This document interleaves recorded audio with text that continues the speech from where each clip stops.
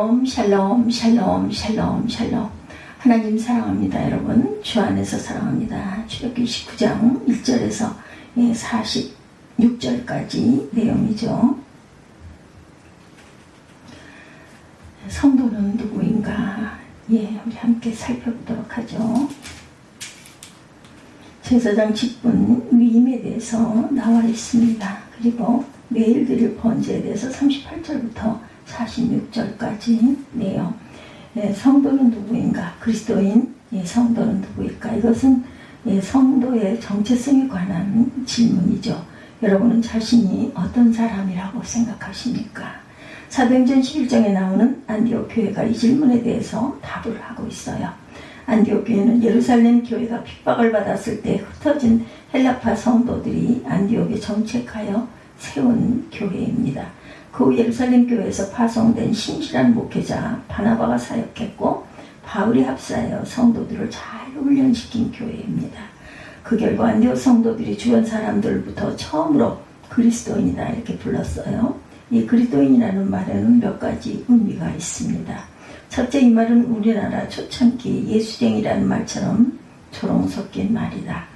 원문으로 보면 새끼 그리스도라는 뜻이 있기 때문입니다. 아마 성도들이 항상 입으로 그리스도에 대해서 말하고 그리스도를 찬양하고 그리스도의 이름으로 기도하고 그리스도를 전하고 그리스도를 모방하는 것을 표명했기 때문이다. 생각과 말과 행동뿐 아니라 의식 중 문제에 이르기까지 전 삶이 그리스도로 말미암아 설명이 되는 사람, 세상과 사람을 바라보는 세계관, 삶에 대한 가치관, 생과 사의 문제 모두 마찬가지입니다. 그리스도밖에 모르는 인간들이라는 조롱 섞인 의미였다라는 거죠. 그런가 하면 그리스도인이라는 말은 일종의 군사 용어가 됩니다. 당시 한 장수의 지휘 아래 하나가 되어 전쟁에 임하는 사람들을 그 장수의 이름을 붙여서 아우구스투스, 티투스 등과 같이 불렀다고 해요. 즉 그리스도인은 그리스도를 장수가 모시고 세상과 부딪히며 사는 사람들이다. 이런 뜻이 됩니다. 이러한 배경을 가진 그리스도인이라는 이름에 대한 다음과 같은 정의가 있어요. 그리스도인은 그리스도의 사람, 그리스도와 같은 사람, 그리스도를 보여주는 사람이다. 그리스도인은 예수님처럼 이 세상에서 희생적 미랄이 되는 사람입니다. 그리스도인은 사랑을 실천하는 사람이에요. 그리스도인은 예수님처럼 이웃에게 화평을 실천하는 사람입니다.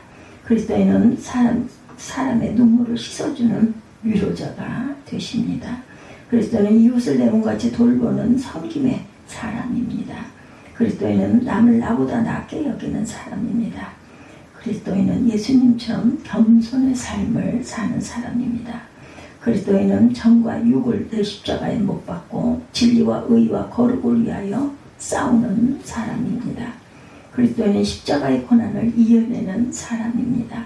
그리고 사망의 두려움을 부활신앙으로 정복하는 승리자입니다. 이런 그리스도인은 우리에게 오늘 본문은 또 다른 이름을 붙여주고 계세요. 그 이름이 성도는 제사장이다. 오늘 본문 구약의 제사장에 관한 규례, 법도를 말씀하고 있습니다. 그렇다면 제사장이란 무엇일까? 구약의 제사장은 어떤 사람인가? 제사장을 히브리어로 카한이라고 합니다. 하나님과 사람을 중재하는 자라는 의미를 갖고 있어요. 카한. 제사장을 뜻하는 다른 히브리어의 코헨은 애굽의 제사장이나 블레셋과 가나안 제사장들을 가리키는 용어로 사용되었다고 합니다. 그리고 레위기 21장 4절에 나오는 제사장은 백성의 어른을 뜻하고 라틴어로는 폰티펙스라고 하죠. 즉 다리를 놓는 사람이라는 뜻으로 하나님과 사람을 내어주는 다리 역할을 하는 사람을 뜻합니다. 따라서 제사장이란 하나님의 백성들로 하여금 하나님을 보게 하고 하나님의 음성을 듣게 하는 영적인 중개인이다. 특히 그의 제사를 통해서 그리고 그의 모든 삶을 통해서 하나님의 실제를 드러내는 사람이라는 것이죠.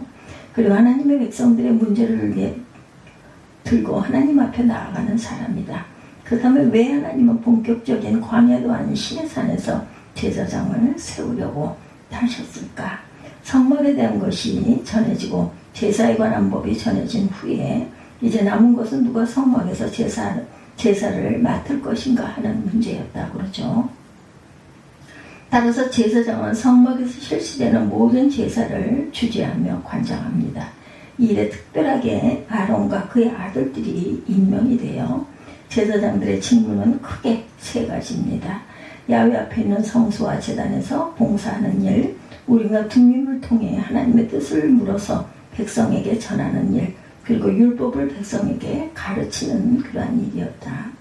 그 외에도 소송 즉 재판을 취급하고 전쟁 사이에는 양강나팔을 불고 언약궤를 메고 때로는 문둥병자로 식별하는 등 복음 의료와 관련된 일도 합니다.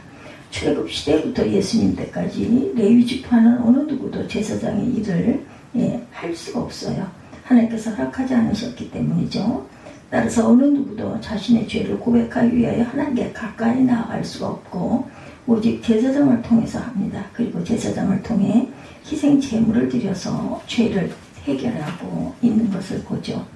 따라서 이런 제사장의 직무를 정리해보면 제사장이란 한마디로 하나님 앞에 사람을 나타내고 사람 앞에 하나님을 나타내는 존재다. 특별한 사람들이었죠.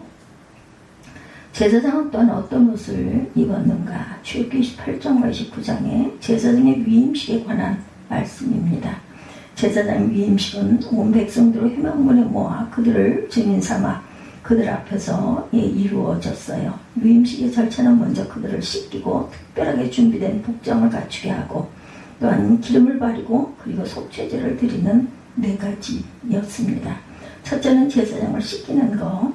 위임식 자체에 그들을 씻기는 절차가 들어간 것은 그들이 거룩한 장소에서 활동하기 위해서는 반드시 거룩해야 한다는 것을 보여줍니다. 두 번째 절차는 의복을 갖추는 것이다. 28장은 제사장의 의복에 대해서 구체적으로 말씀합니다. 이 제사장의 의복을 입는 순서, 속옷, 띠, 겉옷, 에봇, 띠, 흉패, 우림과 둠밈의 순이고 마지막에 관을 씁니다. 흉패는 당시 근동지역에서 왕적인 권위를 나타내는 것으로 대제사장의 복장에서 가장 중요한 것으로 간주됩니다. 이 흉패는 민족의 통일성을 상징하고 동시에 제사장의 사역에 민족의 운명에 의존하고 있음을 상징합니다. 우림과 둠밈의 정확한 형태는 알려지지 않았으나 그것들은 하나님의 뜻을 판단하는 도구로 사용이 됩니다. 이러한 제사장의 복장은 유명한 디자이너가 만든 것이 아니라 하나님이 직접 디자인하셨어요. 그리고 경력이 많은 사람이 제작한 것이 아니라 하나님의 영으로 충만한 자들이다 이렇게 말합니다. 에봇을 비롯해서 제사장의 의복은 사회적인 신분이나 계급을 나타내는 복장과는 다르게 하나님 앞에 입는 옷이었기에 그 의미가 달랐다. 28장에도 보면 주님께서 거룩한 옷을 지어 제사장 직분을 행하게 하라 말씀하죠. 제사장이라는 직분과 그 옷이 직접적인 연관이 있다는 것입니다. 제사장은 백성들을 대표해서 하나님 앞에 나아가는 직분입니다. 거룩하신 하나님 앞에 죄인된 인간을 대표해서 중재자로 나아가는 사람이었기 때문에 그 옷은 세상에서 사람들 속에 있는 것이 아닌 하나님 앞에 구별된 것이어야 한다. 이러한 제사장의 복장이 구약의 레위지파 아론의 후손에게만 오늘날의 성직자에게만 해당하는 것인가? 과거에는 사람이 하나님 앞에 나아갈 수 없었기에 대제사장의 사람들을 대신해서 특정한 의복을 입고 나아갔지만 주님의 십자가의 보혈 사건 이후에는 왕같은 대제사장의 사명을 모든 성도에게 주셨어요. 다시 말하면 여러분도 아론이 입었던 의복을 입고 주님 앞에 나아가야 한다는 거죠. 그렇다면 그 옷은 어떤 옷일까? 여러분이 입어야 할 옷은 거룩한 것이어야 한다. 아름다운 것이어야 한다. 그리고 지혜의 영, 성령이 충만한 사람이 준비한 옷이어야 합니다. 이러한 옷은 오직 주님의 보혈과 십자가의 공로를 입을 때 가능하다.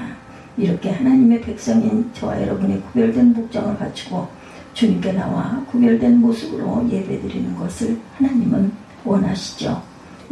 옷이 외형이 형식이 무슨 의미가 있나 할지 모르겠지만 마음의 표현이 겉모습이고 겉모습이 또한 마음의 표현입니다. 즉 겉과 속이 같을 때 그것이 하나님이 기뻐하시는 것이다라는 것이죠. 마음을 정결하게 그리고 또한 몸도 의복도 정결하게 주님 앞에 사는 것이 하나님의 뜻이다. 제사장의 떡이 어떻게 세워지는가? 오늘 본문 29장에 제사장의 위임식 절차에 관한 말씀입니다. 위임식은 제사장이 먼저 몸을 씻는 것으로 시작해서 의복을 갖춘 후에 그 다음 세 번째 순서로 기름을 붓거나 바른다. 이것은 기름이 부어지는 그 사람이 세속의 영역에서부터 하나님의 영역, 즉 거룩의 영역으로 옮겨졌음을 상징하죠. 창세기 28장 18, 9절에 증거하고 있습니다. 그리고 그 기름은 하나님을 섬기는 사역에 필요한 하나님의 영이 제사장에게 임하였음을 상징하는 것이기도 하다.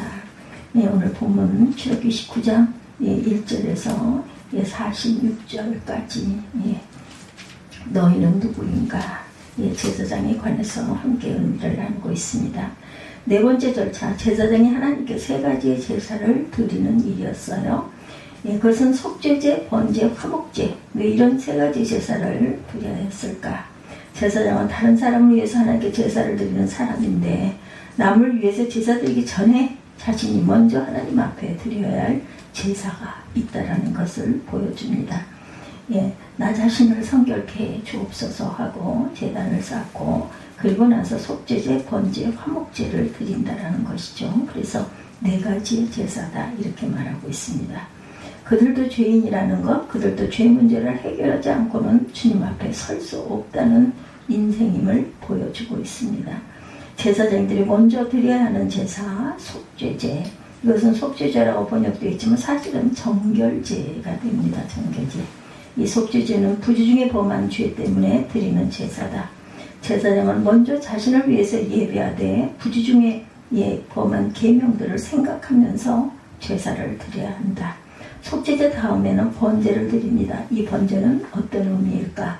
제물을 태워 하나님 앞에 드린다는 의미에서 헌신의 의미가 있습니다. 즉 번제는 제사장들의 헌신 예배와 같은 성격이었던 거죠. 번제의 순양이 태워지는 것을 보면서 제사장으로서 최선을 다해 하나님을 섬기겠다는 거룩한 헌신을 다짐합니다. 세 번째로 드려야 했던 예배는 화목제입니다. 화목제는 어떤 예배일까? 기쁨과 감사의 예배죠. 일종의 축제가 됩니다. 이 화목제는 직접적으로 하나님을 섬기는 일에 부름을 받은 것과 하나님과 만나는 놀라운 특권에 대한 감사의 표현이기도 합니다. 이러한 위임식은 7일 동안 거행되죠. 사람이 자신을 더럽히는 것은 순간에 일어나는데 거룩하게 되는 과정은 시간을 필요로 한다. 이처럼 구약의 제사장은 첫 번째 하나님과 제사, 즉 예배를 위해서 구별된 사람이다. 두 번째 제사장은 하나님과 가장 가까이 있던 사람입니다. 그리고 성소에는 앉아서 쉴 의자나 누워 잘 침대가 없습니다. 그들은 성전에 서서 온 마음과 정성을 다해 하나님을 섬겼던 것이죠. 그들은 사람들을 하나님께로 인도하는 자들이기도 하죠. 그리고 또한 백성의 대표자들입니다. 속죄일이 되면 대제사장은 이스라엘을 대표하고 대신해서 지성소에 들어가 이스라엘의 죄를 고하고 제사를 드려서 용서함을 받습니다. 일종의 중보자, 즉 하나님과 사람 사이에 다리를 놓은 자였던 거죠. 또한 제사장은 땅의 기업이 없고 하나님이 그들의 기업이 된 자들이었다. 신명기 18장 2절에 증거합니다. 하나님은 레위 지파에게 기업을 주지 않으셨어요. 대신 땅과 비교되지 않는 하나님 자신을 기업으로 주십니다. 그 이유는 세상에 얽매이지 말고 오직 하나님만 생각하고 섬기게 위함이었고 하나님만 의뢰하게 하기 위함이다. 또한 내 것으로 하나님의 뜻을 분별하고 알아서 내 백성을 인도하는 자들이다. 사무엘상 3장 6절에서 12절. 또한 백성들의 율법을 가르치는 자들 7번째입니다. 말라기 2장, 호세아 4장 1절에서 10절에 증거하죠. 백성들에게 율법을 가르치는 자들이다. 하나님의 말씀을 부지런히 공부하고 순종의 분을 보이고 권위 있게 가르쳐서 백성들을 하나님의 백성들답게 만드는 사람이다. 7가지 다시 한번 보고 갑니다. 구약의 제사장, 첫 번째 하나님과 제사, 즉 예배를 위해 구별된 사람. 두 번째 제사장은 하나님과 가장 가까이 있던 사람. 그들은 성전에 서서 온 마음과 정성을 다해 자신의 자리가 누울 자리가 없다라는 거죠. 성소에서 쉴 수 있는 의자나 누워 잘 침대가 없었다. 네 번째, 그들은 백성의 대표하는 대표자. 속죄일이 되면 제사장은 이스라엘을 대표하고 대신해서 지성소에 들어가 이스라엘의 죄를 고하고 제사를 드려 죄 용서함을 받죠. 중보자, 하나님과 사람 사이에 다리를 놓는 자다. 다섯 번째, 제사장은 땅의 기업이었고 하나님이 그들의 기업이 된 자들이다. 신명기 18장 2절입니다. 하나님은 레위 지파에게 기업을 주시지 않으셨죠. 에봇으로 여섯 번째, 하나님의 뜻을 분별하고 알아서 내 백성을 인도하는 자들이었다. 사무엘상 3장 6절에서 12절. 일곱 번째, 백성들에게 율법을 가르치는 자들이었다. 호세아 4장 1절에서 10절. 이렇게 일곱 가지입니다. 하나님의 말씀을 부지런히 공부하고 순종의 본을 보이고 권위 있게 가르쳐서 백성들을 하나님의 백성들답게 만드는 사람들. 구약의 제사장은 오늘의 누가 될까요? 그렇다면 이러한 구약 제사장들은 신약시대에 와서 보편적으로 영적으로 직분이 바뀝니다. 회개하고 그리스도를 믿어 구원받고 그리스도께 속한 모든 자들이 다 제사장, 너희는 왕같은 제사장이다 말씀하시죠. 구약의 제사장들은 육신적으로 타고난 혈통에 의해서 결정되었다면 신약의 제사장들은 영적인 거듭남에 의해서 결정이 됩니다. 거듭나 하나님의 자녀가 되고 성령을 모신 모든 그리스도인들은 다 왕같은 제사장들이다. 베드로전서 2장 9절이죠. 오직 너희는 왕같은 족속, 택하신 족속이요 왕같은 제사장이라 말씀합니다. 베드로전서 2장 5절에도 너희도 산돌같이 신령한 집으로 세워지고 예수 그리스도로 말미암아 하나님이 기쁘게 받으실 신령한 제사를 드릴 거룩한 제사장이 될지니라 말씀합니다. 특히 계시록 1장 6절에 그 아버지 하나님을 위하여 우리를 나라와 제사장으로 삼으신 그에게 영광과 능력이 세세토록 있기를 원하노라. 아멘. 이렇게 말하죠. 목사, 장로, 집사, 권사와 같은 직분은 교회에서의 역할에 따른 직분이지만 모든 그리스도인의 근본된 직분은 제사장이다. 저와 여러분은 왕같은 제사장들입니다. 여러분이 우리 시대의 제사장, 이렇게 제한적인 한시적인 구약의 제사장이 아닌 그리스도 예수 안에서 참 제사장이 된 성도는 어떻게 구별되게 살아야 할까? 첫째는 하나님 앞에 나가 섬기도록 구별된 사람이기에 무엇보다도 죄와 더러움으로부터 구별되어 깨끗해야 된다. 성결한 삶, 깨끗한 삶을 살아야 한다. 구약시대 제사장의 그런 그 타락은 곧 이스라엘 전체의 타락으로 이어져 갑니다. 우리 시대의 그리스도인의 타락은 우리 시대를 어둡고 절망적으로 만드는 결정적인 요인이 된다는 것 기억하고 가십시다. 두 번째, 제사장은 전적으로 헌신한다. 구약 제사장들은 성전에 거하면서 언제나 서서 긴장 가운데 그리고 민첩하게 하나님을 섬기고 하나님의 일에 전념합니다. 모든 성도들이 그들과 똑같은 제사장임을 깨닫고 제사장으로서의 충성을 다하고 의무를 다해야 한다. 저와 여러분은 제사장의 의무를 다하지 않고 게으르고 무관심하고 목회자나 종교 특권층이 나타나 교회를 독단적으로 인도해 성도들의 권리와 자유를 제한하고 결국 교회를 세속화시킬 것이라는 거죠. 모든 의무, 온전한 의무를 다할 줄 알아야 됐다. 그러므로 거룩한 제사장으로서 제사장 노릇을 제대로 하고 제사장으로 살고 이 세상에서 제사장의 직무를 다하는 저와 여러분들이 되셔야 되겠죠. 세 번째, 당신이 제사장입니다. 하나님은 먼저 성막을 만들게 하시고 다음으로 제사장의 옷을 만들게 하시고 그리고 마지막으로 제사장을 위임하는 의식을 행하도록 하셨어요. 따라서 저와 여러분이 이 위임식을 통해 하나님께서 가르치시고 하는 것이 무엇인지를 알아야 합니다. 그것은 구약의 제사장만이 아니라 이 땅의 모든 성도들 역시 제사장이라는 것이고 제사장같이 제사장으로 살아라. 제사장은 어떤 존재인가 오늘 제목이기도 하죠. 우리가 어떻게 사는 것이 하나님의 백성다운 삶인가를 보여준다라는 것. 제사장은 모델입니다. 일종의 시범 조교. 어떻게 사는 것이 성도의 모습인지 올바른 하나님의 백성의 삶인지를 보여주고 있습니다. 기억할 것은 제사장은 단지 제사를 진행하기 위한 사람이 아니다. 제사장은 성도의 삶이 곧 예배자의 삶이라는 것. 다시 말해서 자신과 가정과 직장에서 주도적으로 예배를 이끄는 삶이어야 한다는 것을 보여줍니다. 제사장은 재산이 없어요. 하나님의 재산입니다. 오직 하나님만 바라보고 하나님의 은혜로 살아가는 자다. 그런 가운데 하나님께서 공급하시는 그날에 양식으로 감사하고 기뻐하며 사는 것이 우리 시대 그리스도의 삶이라는 것을 보여주고 있습니다. 세 번째로 오늘 본문 4절에 아론과 그 아들들을 물로 씻기라 하고 7절에서는 머리에 그 권유를 부으라, 이것은 기름을 부으라 하죠. 이것은 제사장이 거룩한 존재임을 의미합니다. 성도는 거룩하게 살아야 한다는 이 메시지죠. 여러분은 거룩하십니까? 세상과 구별되어 살아가고 계십니까? 이제 저와 여러분은 우리가 하나님께서 원하시는 제사장의 모습으로 살아가고 있는지를 살펴봐야 할 것이다. 예수께서 우리의 제사장, 히브리서 3장 1절에 대제사장이 되시고 우리를 제사장으로 삼으셨기에, 계시록 1장 6절이죠. 이것을 깨달은 자들이 하나님 앞에 거룩한 제사장으로서의 하루하루를 살아가야 할 것이라는 것. 누군가 여러분을 지켜오는 사람이 제사장 된 여러분을 바라보면서 여러분의 중심을 그의 마음에 받아들이고 여러분의 생활 태도를 자신의 생활 태도로 받아들이고 애쓸 때 그것이 참 제사장으로 살아가는 것임을 기억하시기 바랍니다. 그리고 이 어두운 세상을 짊어지고 하나님께 나아가 중보하고 울고 부르짖어야 할 사람인 것을 잊지 마시기 바라요. 제사장이 타락하면 종교가 타락하고 시대가 타락하고 온 백성이 타락한 구약의 교훈을 기록하면서 하나님 앞에 깨어있는 한 사람의 제사장으로 살아가시기를 주님의 이름으로 축복합니다. 오늘 출애굽기 29장 전체 1절에서 46절, 여러분은, 저와 여러분은 제사장입니까? 이런 제목으로 하나님께 은혜를 나눴습니다.